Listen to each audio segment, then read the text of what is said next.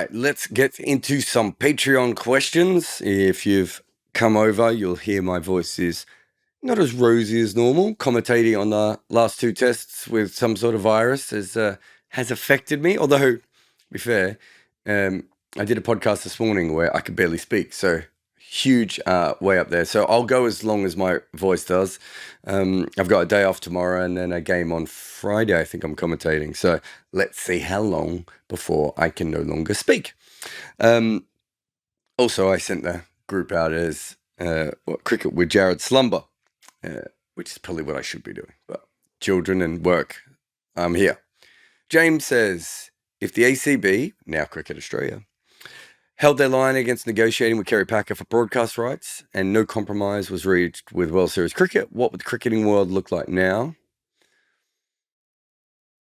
I think coloured clothing would have come in anyway.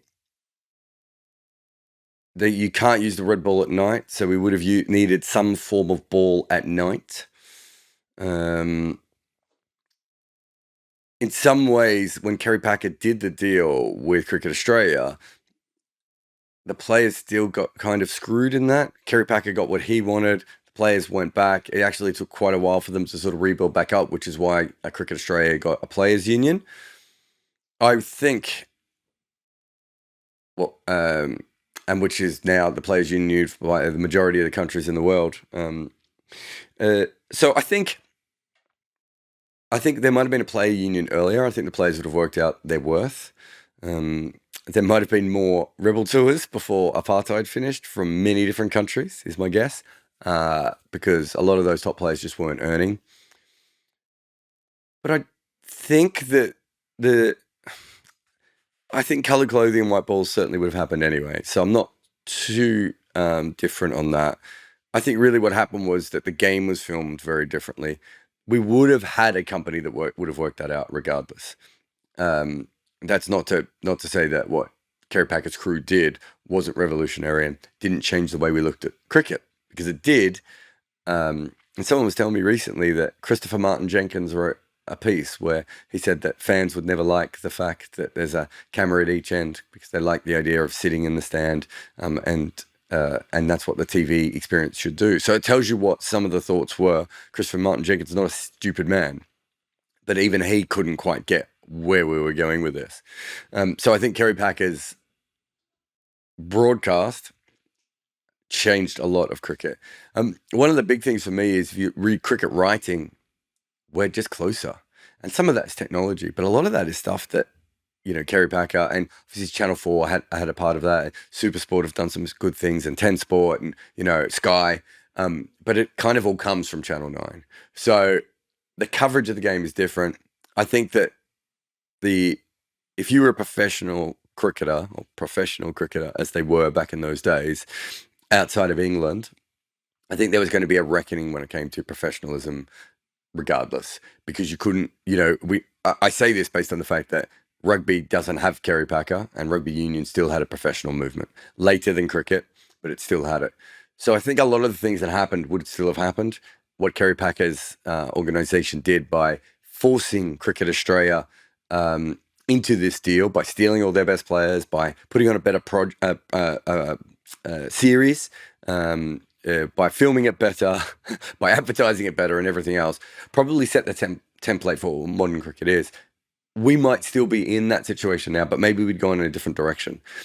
Interestingly enough, I've talked to a lot of people in rugby over the last few years. They actually think that rugby, being one of the last sports to professionalism, probably helped them more. And in Packer's case, what happened was it was kind of like a small step towards professionalism that almost had a step backwards almost immediately, whereas rugby kind of had a bigger boom. So I do wonder if, in that particular case, cricket might be in the same or even a better situation without Packer. But for anyone who grew up in the 90s, we got access to cricket in a way that no one else did. And for that alone, I can't imagine. I mean, it was in the 1990s when the BCCI had to sue the government TV company to get cricket off. They were actually paying to put cricket on the TV at that point. So you can see how far behind some of those markets were at that point compared to Channel 9, where the opposite had happened with them in Cricket Australia. Ian says, looking at Johnny Bairstow's incredible knock from the other perspective, as a bowler in that situation, how much advice is typically being passed from the captain, staff in the dressing room? How much is a bowler just left to try and figure it out on their own? There was a lot there yesterday in Tim Southey wasn't bowling at the time. He spent a lot of time talking to Matt Henry, probably less time talking to Trent Bolt, only because Trent Bolt is, knew a lot, although he certainly was chatting to Trent Bolt. Tom Latham was coming across as well. I thought Tom Latham, which makes sense because he's not a massively experienced captain, probably didn't work out ways to slow the game down to give the bowlers a little bit more time. From the dressing room, it's really tough. I mean, if you think about it, I think me and Jeremy Coney worked out that they only tried the short ball tactic for 15 or 16 balls. And of those 15 or 16 balls, I don't know how many boundaries were there, maybe 6 or 7. How do you get the information out quick enough? How do you get that across? I think they went out. I think New Zealand had a plan at T, which was, okay, they got on a bit of a mini roll before T. Let's go with the short pitch bowling.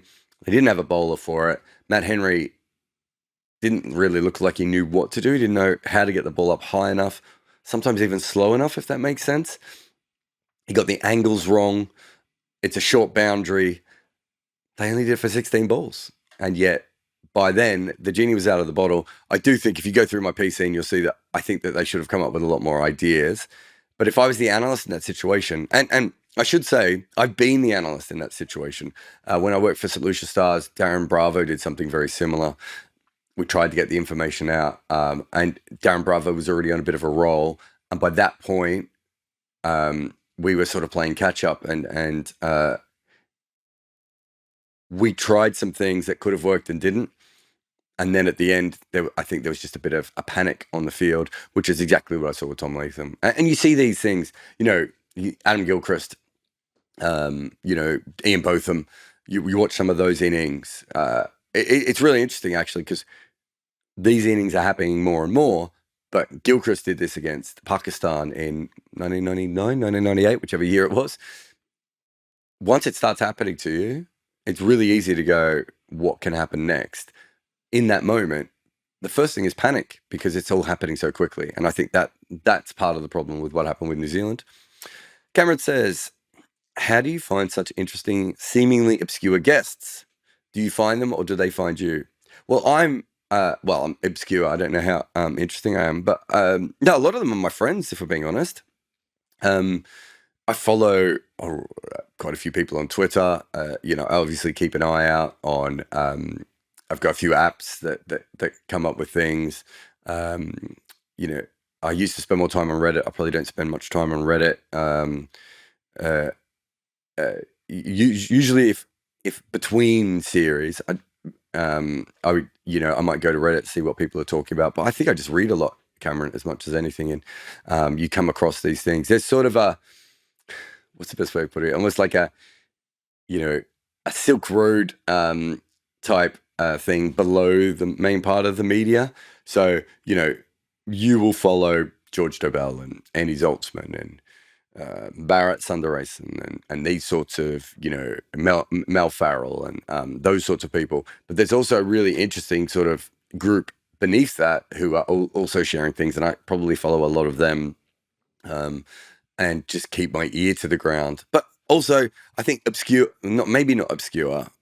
I don't think, oh, this is an obscure person. I kind of go for this is an interesting story. So if I've read something, it might just be a line in an article about someone, and I'll contact them and bring them on. Also, don't forget, I came up through social media and blogging. And so, I've got a very big interview lined up very shortly with a player. It's not particularly easy for me to always get those. And in fact, if I had a producer, we would probably have more big people. What is easier for me, especially at the level that I'm at, is to go, I should be able to find an interesting person every week. For me, it's an interesting story every week. And some of those are obscure, probably because that's kind of where my mind sort of goes to. But that's kind of the point of the podcast. I didn't want it to be something like Final Word or because that already existed. I didn't want it to be something like Great Cricketer because that already existed. I didn't even want it to be like Cricket Sadist Hour. previous podcast with Zoltzman and briefly Gideon Haig, because all those things existed. So I was like, well, what can I do? And I really wanted to be able to tell a great story every week. And especially, I think Red Inca, I've had that idea for a long time, but especially was fresher to me when I went freelance, and it's very much harder to sell features. And I was like, great, okay, well, I can't sell these features, but is there a way to keep talking about the sorts of things that I used to write for Cricinfo? And I think that's where it comes from. But I think it's just my natural, my natural style. Like, I could get more famous friends on, although they're always busy anyway. What I really wanted to do is make sure I can make a podcast work with interesting topics. And it seemed, well, I suppose most of the people on the Patreon already agree with that. So thank you for your support, Cameron, and I will continue to find weirdos, because I am myself a weirdo. Not that you called them weirdos, and now I feel like I've outed some of my friends as weirdos, which they are. James says, Anderson and Southey are both outswing bowlers. For Anderson, that means he can swing the ball both ways and moves it away from both right hand and left hand. But for Southey, means that he moves the ball right to left. Swing it away from the right hander, but into left hander. Is there an easier terminology to describe the difference? Yeah, so Southey is an outswing bowler and Anderson is a swing bowler. Is the best way of probably putting that. We probably don't quite use proper terminology for these sorts of things. Anderson can swing the ball both ways, and Southey can only swing it one way. So you could say it's a one-way bowler. The most common kind of swing, of course, is what Southey does. If you have a look, there's almost no left-arm bowlers, for instance, who swing the ball away from a right-hand batter, which is what made Akram so incredible. It's very rare that you see that. So yeah, I think I see Southey as an outswing bowler and Anderson as a swing bowler, in that he can do both. The only other thing I would add to that is, with the wobble ball becoming more and more common, it may not matter, James, because almost no one's coming into the game as a swing bowler anymore. And we already had that. West Indies had already trampled on swing bowling by getting a bunch of tall guys to wang the ball into the pitch. But I think more and more we're moving away from traditional swing. What you might get is perhaps players who have that as a secondary skill. So the wobble ball will be their main ball, or seam bowling in general will be their main ball. But on certain days, they have the ability to swing it, which is probably more what we're seeing coming through at the moment. Although in the future, I just think that swing bowling, as brilliant as it is, gives probably batters too many tips on what is happening out of the hand, whereas wobble ball and seam ball don't. So the future of swing bowling is really interesting. It's already changed a lot.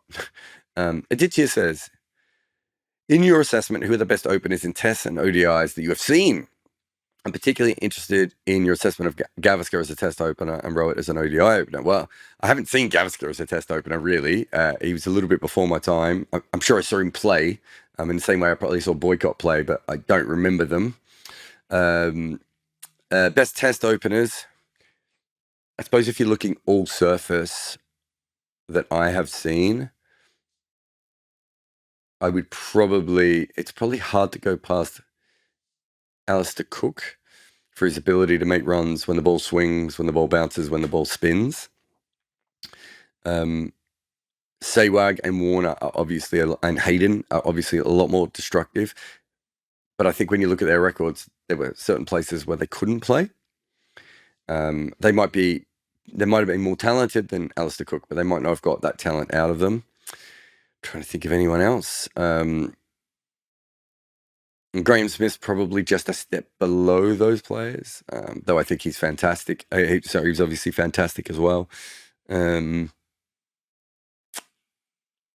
to think of anyone else that I saw Greenidge and Haynes, but again, I certainly saw Greenidge on the back end of his career.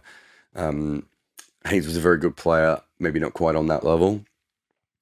In one-day cricket, I suppose Sanis Jayasuriya changed the game forever. It'd be very hard to go beyond him as a player. It's a bit trickier because obviously strike rates plays a much more important part there, Aditya. Yeah, as far as Rohit goes as an ODI opener, my thought was that what India were trying to do was essentially be 2 for 200 in every game. And Rohit Sharma completely played into that. And then obviously he had the ability, once he was in past the 30th over, to score at a very quick rate. That's a different impact than what Jason Roy as on a game. And I wouldn't say that Jason Roy's on the same level of talent as Rohit Sharma, but Roy and Bairstow have a completely different impact on the game in that they can score so quickly that the game disappears in a sort of a Gilchrist, Sanath Jayasuriya type way. So yeah, Rohit's really interesting because it really depends on whether you buy into the Indian model. And being that India haven't won a lot of trophies, you'd have to say that the game's slightly moved on from the way that they play it. Warner probably comes into this as well. I can't remember. Weirdly, I remember more details of Test cricket than I do of one-day cricket, so I would have to do more research on that. But yeah, with Rohit, it really depends on whether you like that method. In some ways, Rohit Sharma is Jeff Marsh, and I don't know how old you are, Aditya, but the idea of Rohit Sharma is to bat as long and as deep into the innings as possible. Australia basically told Jeff Marsh to try and make 100 as many times as possible and have everyone sort of explode around him. Rohit's slightly different because he had Shikhar Dhawan, obviously, as well, had Virat Kohli, so they had about 3 of them who were all going to bat quite deep into the game and then allow for the sort of explosions at the end, which I think that Virat Kohli, Rohit Sharma, maybe not Shikhar Dhawan, but I think that I wouldn't say that they played with the handbrake on, but I didn't think they did the job as well as Owen Morgan and Joe Root did, not that they're openers, in those middle overs, considering that they were already set and what they could have done. But I also understand that Joe Root and Owen Morgan could push a bit harder because their batting lineup went so much further. So it's a really tricky question. I'm not sure I answered the ODI one particularly well. I think I remembered all the Test openers that I wanted to mention. Trying to think of anyone else that was absolutely outstanding in my kind of lifetime when it comes to opening the batting. There's certainly been some very good players, but I think I got most of the Test players there. Neil says, in your previous episodes, you have said that typically left-arm pace bowlers are not skillful as their right-arm counterparts and left-arm spinners. Would you say Trent Boult is someone who bucks that trend, just watching his 2 dismissals of Zach Crawley, well-bowled cutters? Yeah, so, when you look at early Bruce Reid, Wasim Akram, Alan Davidson, I'm missing a bunch here, aren't I? Trent Boult, I feel like I'm missing. Zahir Khan is probably another one. When you're looking at those kinds of bowlers, what you are looking at is the similar skills of the top right arm bowlers, but with the left arm, which is why they're absolutely, in Wasim Akram's case, it's why he completely stands out and continues to stand out. It's a thing I talked about before. Even Trent Boult struggles to swing the ball away from right-handers.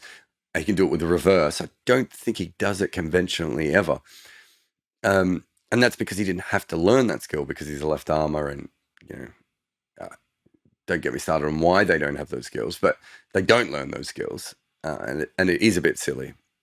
I think, so if you look at Trent Boult in that last game, he swung the ball in. So that is almost a prerequisite for being a 200 wicket taker as a left-arm bowler, unless you're massively quick or massively tall. He bowled 2 different kind of wobble balls. So the ball that you're talking about, the cutter, is not actually a cutter. It is it is a cutter, but it's not what they call it. They call it a 3/4 seam wobble ball, which is a ball that Kyle Mills, I believe, invented. Tim Southey perfected, and now Trent Boult is bowling. And he bowled a traditional wobble ball as well. Most bowlers now have to make a decision. Do they want to be a swing bowler or a wobble ball bowler? Because it's very hard to go between the two, is what they tell me. I can't bowl, I can bowl outswing, although my arm's a bit buggered now. But I can't bowl it, either, so I don't know if that's true, how true that is. But that's what top-level bowlers are telling me. So think about this. In one spell, he's bowled 2 different kinds of wobble balls, and he's swinging the ball. That tells you what level Trent Boult is, and that's why Trent Boult is a proper bowler. The kind of, when we're talking about left-arm bowlers with limited skill sets, you're looking at, your Rahat Ali is probably a very, very good example of someone like that, he could bowl 85 to 90 miles an hour with his left arm. He could swing the ball on occasion, wasn't particularly skillful with it. Mitchell Johnson, when he played for Australia and he was struggling, the other Australian bowlers didn't like him because he couldn't bowl seam up. He would damage the ball. He wasn't skillful enough to do that. So there's even Mitchell Starc has really, really struggled to swing the ball consistently outside the very new ball. And it's taken him a long time to nail the wobble ball consistently, as he has in the last probably few matches that he's played. But if you are Mitchell Starc and you're 6'7" and you're an incredible athlete and you bowl fast, well, then being left arm is a huge advantage. If you're Mitchell Johnson and you have that, if you're Rahat Ali again and you have these extra pace, I think part of the problem is that we don't work on the skills of left arm bowlers in the same way, and also left arm bowlers don't buy in the same way that right arm bowlers do. But I think a lot of it is just to do with the fact that to be a left arm fast bowler, you have to be from the 10%. Chances are you're not going to be able to bowl with your non-dominant arm, and I think there's just not as many of them, and so it's a little bit different. But for whatever reason, they don't seem to develop these same. They're very good usually at developing their one or two skills that make them international bowlers. They're not very good at being. I don't think Trent Bolt's close. Actually, outside of Wazam Akram, maybe throw Trent Bolt in. I wonder if we've ever had a left arm. A left arm. We don't have a lot of Muhammad Asifs and Stuart Clarks and Vernon Philanders and in left arm. They just don't exist. I'm trying to think if I would put Sidebottom. I mean, Sidebottom was kind of a bowler with a peak, and he was actually bowling pretty fast at that point. So yeah, I just don't think we have those kinds of bowlers, and I think that's the most important thing. The same way we don't have a lot of left-arm finger spinners who bowl the Karen ball and Doosra, and most left-arm finger spinners basically just go wang, wang, wang. I'm doing this on the video, and I just realised that you guys are listening on the podcast, but they just land a ball on a spot over and over again, whereas off spinners have to be better than that because they're spinning the ball back into right-handers, so they have to be smarter. Surf says, when you do umpiring training, you are taught that absolutely no one is allowed on the pitch after the toss without your consent. How is it the TV presenters get to circumvent it? Well, they just go out there. Surf is the best way of putting it. They get told off all the time, but they do. In the recent England-New Zealand match, one of them, can't remember who it was traipsing all over the middle section of the pitch. I can understand them walking on the side or edges with their flat boots. But yeah, they shouldn't be walking down the middle. Yeah, it's fair. You've got to remember that there are so many people out on the ground. And so the ECB have a woman called Michaela who works out there. I don't know how old she is, but I don't think she's particularly old. And you're talking about her telling maybe a former England captain, maybe a former New Zealand captain, maybe a legend of the game to not walk on the ground. There are some people in her job that do it. There are some curators who are very harsh on it. She may not have seen it as well. She might have been dealing with BBC in one corner, and Michaela had to take me out on the ground because I was taking photos.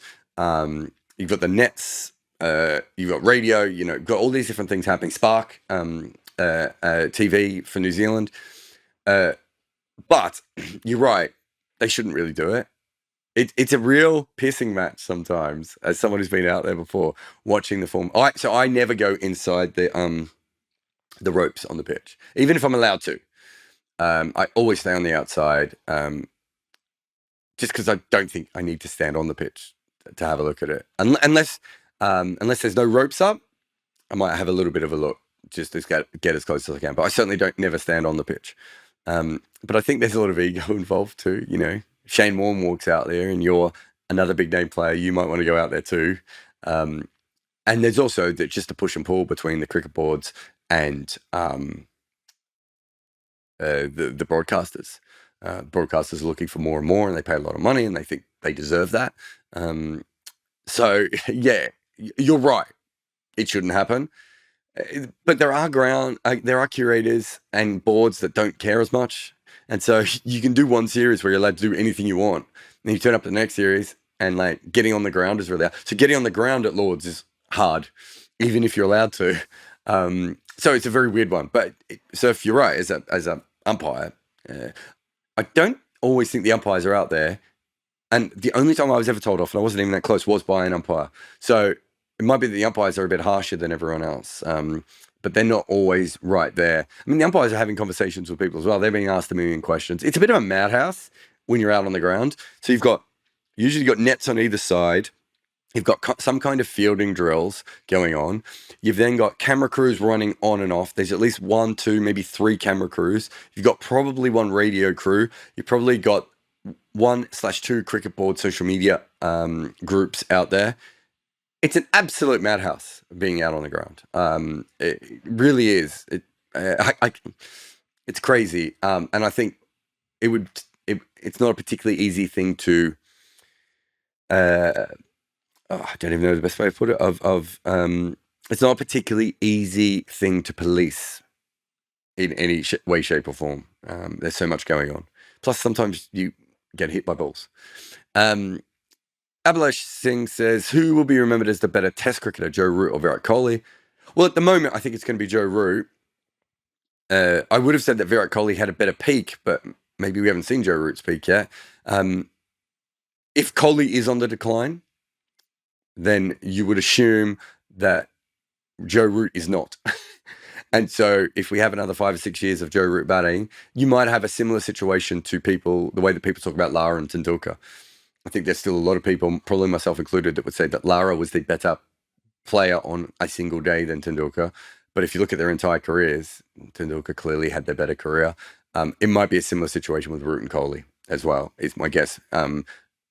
Fitness-wise, love of the game-wise, batting-wise, Root seems right at the top. Kohli seems blocked. Now, Kohli's still young. Things can change. He might come back and be incredible. But as it currently stands, it would be hard. If you're putting your money, you would put your money on Joe Root, I would assume.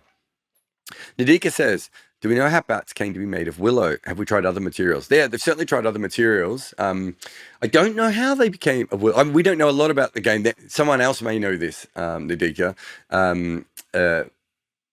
We don't know why the word cricket is used to describe cricket. So, there's a lot we don't know about our sport because it started so early. We have tried other things. We've tried other forms of willow. We've also tried other types of wood. Nothing works the way that English willow does. There was a disease a couple of years ago, which I think has slowed down, that was attacking English willow trees. There was a big problem at that point where, I remember ESPN in America wanted me to write this big feature about how, we would have to change what cricket bats were made of. And I think there was a lot of people in the bat industry, I suppose, at that stage who were concerned about that. That seems to have gone away now. But yeah, no, certainly, obviously there's cashmere willow, there's Australian willow. There has been other kinds of wood used as well. For whatever reason, English willow just seems to work the best. It does have drawbacks. And obviously it also makes our sport incredibly susceptible to one kind of tree. And considering we never really invest that well in these things, that could be a problem. Satchmo says, are Root and Anderson the best England batter and seam bowler since Hutton and Truman respectively? Are they both in your best England 11 since 1945? Root and Anderson, the best batter. Okay, Hutton and Truman. Yeah, Root and Boycott is an interesting one because Boycott was an opener. If we're just talking Test cricket, which I'm assuming we are, I don't think there's that much between them. Obviously, I think Root has the ability to change a game because he bats a little bit quicker. I'd say he has the ability to change a game more, so I think he probably still gets in ahead of Boycott. Obviously, KP is probably, I suppose, the other player that's on that list. And I think all things considered, Root is certainly a better player than him. Anderson, the best seam bowler since Truman. Yes, I think, especially when you factor in longevity, I don't think that's even close to anyone else. Also, the ability to stay ahead of the game and continually grow. There might have been bowlers with more talent than him. Another, maybe someone like Jon Snow, perhaps even someone like Bob Willis at times. But I would have thought, and obviously, someone like Goffey away from home, even Andy Caddick as well. But when you put the whole thing together, I think it's impossible not to have Anderson up there. Are they both in my best England 11? Yeah, well, Root certainly is. Anderson, probably put Anderson in. I'm trying to think of so many England seam bowlers. I'm trying to think. I can't think of anyone else off the top of my head that would go in. So yeah, there we go. Thanks to everyone for the Patreon questions.